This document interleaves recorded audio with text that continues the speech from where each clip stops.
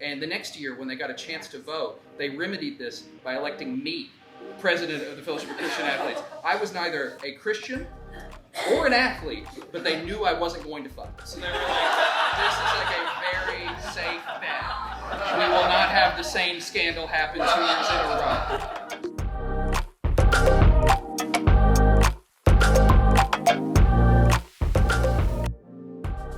I had like a few stories I was thinking about telling, but one was one I've told a lot. And in the spirit of firsts, I want to tell a story I've not actually told publicly before. So if it's rough, and it will be, just kind of stick with me and we'll figure it out, I hope. If not, I'll have a recording of it and I'll watch it every night and feel bad about it. You can take solace in that. So where to start? So this is a story about a piece of advice my aunt gave me after my first breakup. And I guess you probably need to understand who my aunt is for it to work. My aunt is like Steve Urkel, if Steve Urkel was a rural white woman from Kentucky, you know what I'm saying? Like who did a lot of acid in 1972. That's kind of her vibe. She believes that she's the comic relief on a sitcom that is not happening. Like she is mugging for cameras that do not exist. Like the last time I talked to her on the phone, I called her and I could barely hear, so I asked if she could put on speaker, and she said no. And I said, why? She goes, well, I'm a pooping. And if I put on speaker, I'm scared you might hear, was her response. And I was like, that was gold. That's the funniest thing I've heard this week. Congratulations. There's no reason to go this hard in a regular conversation.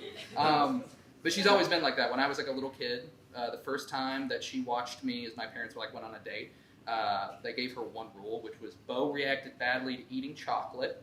Don't let him eat chocolate. And when they got back, there were 5 fudge-sickle wrappers on the ground. And it was in a pool of chocolate. And she was going, I don't know what you're talking about. He loves this shit. He really likes these fudge-sickles. And I still remember when I was first learning jokes, like I was reading joke books and trying to go around telling the jokes. It was a really bad joke what I told her. It was some sort of like joke about, in the future, this couple wants to go to the moon for their honeymoon, but the moon was full. You get it. And so like I told her this joke, and she reared back and she laughed, and I felt like so funny. And I nailed it. I nailed the joke, and then she got done laughing with, I don't get it. And I was like, why did you laugh? And she was like, I didn't want to hurt your feelings, but I don't get that one at all. I don't get it. It doesn't matter what phase the moon is in. So that's just who she is. She's just a very silly person. And one day she was coming to pick me up with my mom. We were going somewhere in the car about an hour away. And it was right after my first breakup, which was like a very big deal. Because I dated someone for 5 years with my first relationship.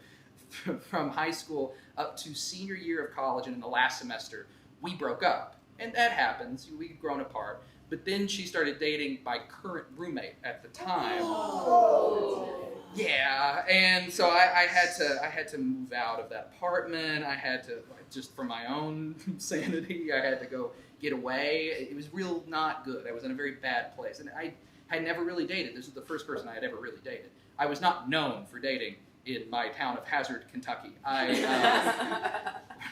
When I was at Hazard, there was a scandal one year where at the Fellowship of Christian Athletes, the president was found to be having premarital sex with the vice president of the Fellowship of Christian Athletes. And the next year, when they got a chance to vote, they remedied this by electing me president of the Fellowship of Christian Athletes. I was neither a Christian or an athlete, but they knew I wasn't going to fuck. So they were like, this is like a very safe bet.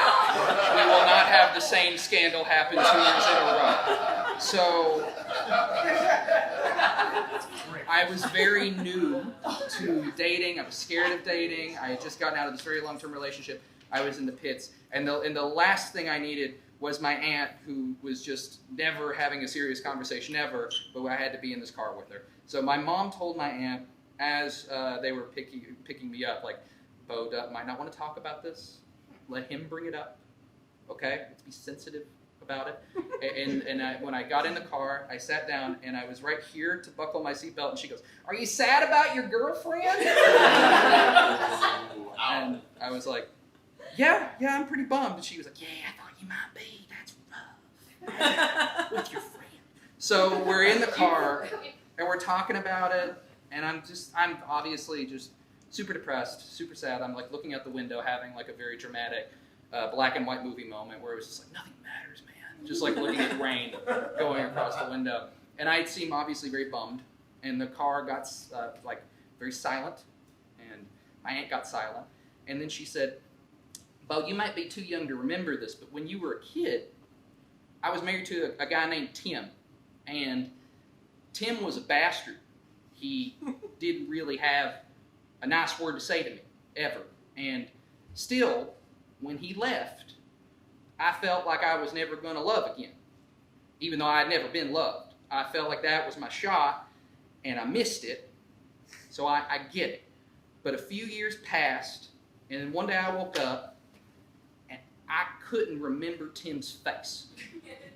I couldn't remember what his nose looked like. And Tim, the name Tim, I used to hear the name Tim, I used to cringe, and now it just sounds. So one day you're going to wake up, and that woman won't have any control over you. You won't feel bad. You won't even remember who she was. And you're going to love again.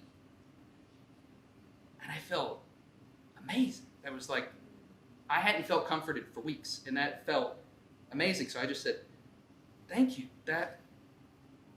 Thanks, Annie. We called her Annie. She goes, don't worry about it. By the way, I was only with Tim because he had a massive dick.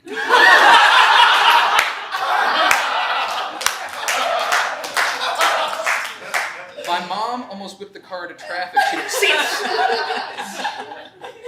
What are you saying? She goes, Tracy, I done told you about that, but I ain't had a hog. I can't lie. That's probably wonder I was with that loser in the first place.